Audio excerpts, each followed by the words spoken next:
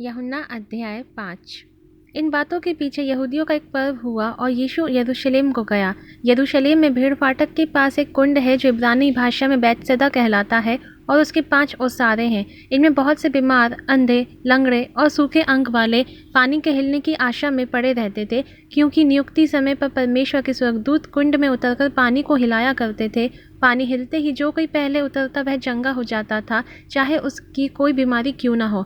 वहाँ एक मनुष्य था जो 38 वर्ष से बीमारी में पड़ा था। यीशु ने उसे पड़ा हुआ देखकर और जानकर कि वह बहुत दिनों से इस दशा में पड़ा है, उससे पूछा, क्या तू चंगा होना चाहता है? उस बीमार ने उसको उत्तर दिया कि हे प्रभु, मेरे पास कोई मनुष्य नहीं कि जब पानी हिलाया जाए तो मुझे कुंड में उतारे, परंतु मेरे पहुँचते पहुँचते दूसरा मुझसे पहले उतर पड़ता है। यीशु ने उससे कहा, उठ, अपनी खाट उठाकर चल फिर। वह मनुष्य तुरंत चंगा हो गया और अपनी खाट उठाकर चलने फिरने लगा।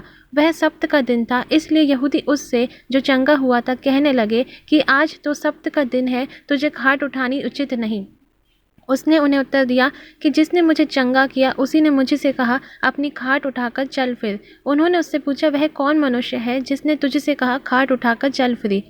परंतु जो चंगा हो गया था वह नहीं जानता था वह कौन है, क्योंकि उस जगह में भीड़ होने के कारण यीशु वहाँ से हट गया था।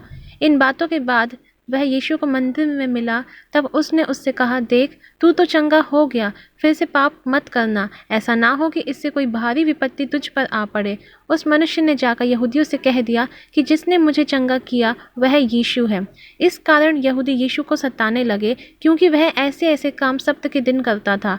इस पर यीशु ने उनसे कहा कि मेरा पिता अब तक काम करता है और मैं भी काम करता हूँ। इस कारण यहूदी और भी अधिक उसके मार डालने का प्रयत्न करने लगे कि वह न केवल सब्त के दिन की विधि को तोड़ता, परंतु परमेश्वर को अपना पिता कहकर अपने आप को परमेश्वर के तुल्य ठहराता है। इस पर यीशु ने उनसे कहा, मैं तुमसे सच सच कहता हूँ, पुत्र आपसे कुछ नहीं कर सकता, केवल वह जो पिता को करते देखता है, क्योंकि जिन जिन कामों को वह करता उन्हें पुत्र भी उसी रीति से करता है, क्योंकि पिता पुत्र से प्रीति रखता है और जो जो काम वह आप करता है वह सब उसे दिखाता है, और वह इनसे भी बड़े काम उसे दिखाएगा, ताकि तुम अचंभा करो। क्योंकि जैसा पिता मरे हुओं को उठाता और जिलाता है, वैसा ही पुत्र भी जिन्हें चाहता है उन्हें जिलाता है। और पिता किसी का न्याय भी नहीं करता, परंतु न्याय करने का सब काम पुत्र को सौंप दिया है, इसीलिए कि सब लोग जैसे पिता का आदर करते हैं वैसे ही पुत्र का भी आदर करें। जो पुत्र का आदर नहीं करता वह पिता का जिसने उसे भेजा है आदर नहीं करता।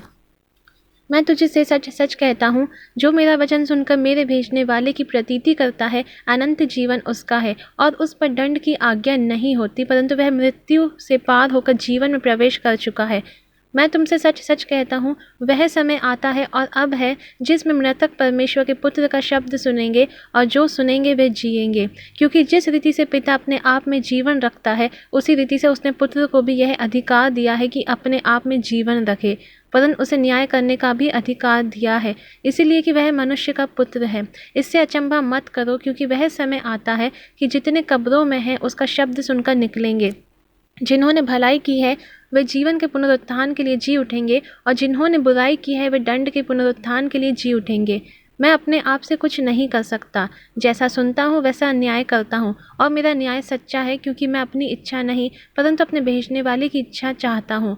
यदि मैं आप ही अपनी गवाही दूँ तो मेरी गवाही सच्ची नहीं, एक और है जो मेरी गवाही देता है, और मैं जानता हूँ कि मेरी जो गवाही देता है वह सच्ची है। तुमने यूहन्ना से पूछवाया और उसने सच्चाई की गवाही दी है, परंतु मैं अपने विषय में मनुष्य की गवाही नहीं चाहता, तो भी मैं ये बातें इसलिए कहता हूँ कि तुम्हें उद्धार मिले।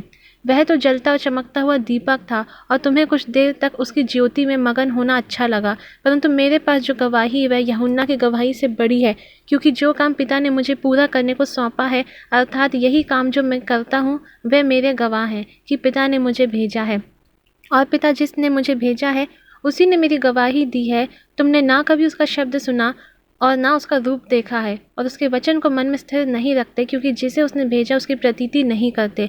तुम पवित्र शास्त्रों में ढूंढते हो, क्योंकि समझते हो कि उसमें अनंत जीवन तुम्हें मिलता है, और यह वही है जो मेरी गवाही देता है।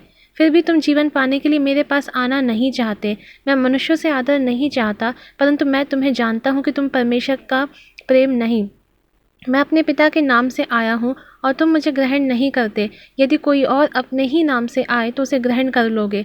तुम जो एक दूसरे से आदर चाहते हो और वह आदर जो अद्वैत परमेश्वर की ओर से है नहीं चाहते, किस प्रकार विश्वास कर सकते हो? यह ना समझो कि मैं पिता के सामने तुम पर दोष लगाऊंगा। तुम पर दोष लगाने वाला तो है, अर्थात मूसा, जिस पर तुमने भरोसा रखा है। क्योंकि यदि तुम मूसा की प्रतीति करते तो मेरी भी प्रतीति करते, इसलिए कि उसने मेरे विषय में लिखा है। परंतु यदि तुम उसके लिखी हुई बातों की प्रतीति नहीं करते तो मेरी बातों की क्यों कर प्रतीति करोगे?